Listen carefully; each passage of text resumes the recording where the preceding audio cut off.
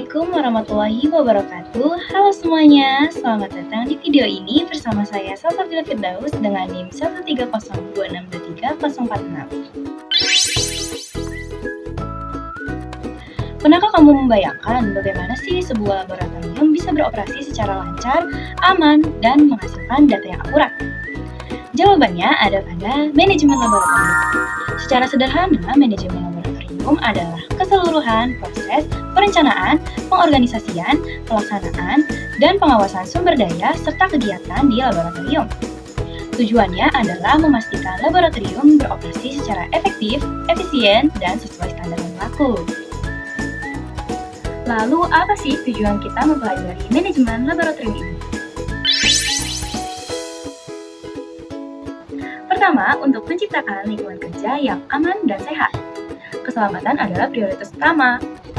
Kedua, memastikan kualitas hasil pengujian atau penelitian. Data yang valid dan akurat itu penting loh.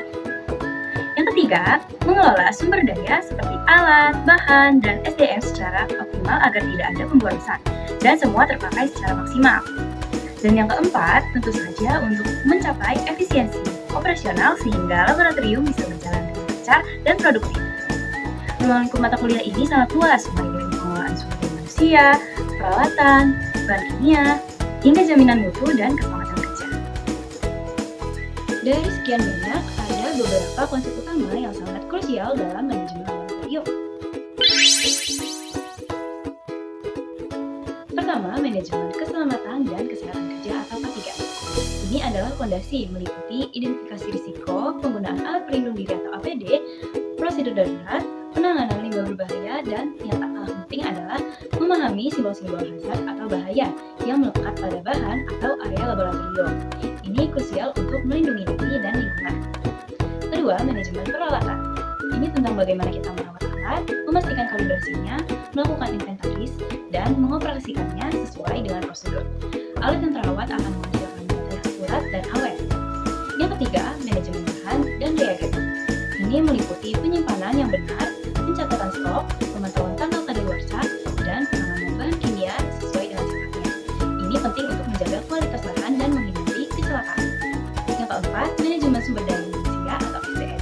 Laboratorium butuh orang-orang yang kompeten. Ini mencakup pelatihan staf, pembagian tugas, dan pengembangan kompetensi mereka agar bisa bekerja secara profesional. Yang kelima, sistem mutu laboratorium. Konsep ini memastikan bahwa semua proses di laboratorium dilakukan secara konsisten dan memiliki standar kualitas tertentu, seringkali melalui akreditasi.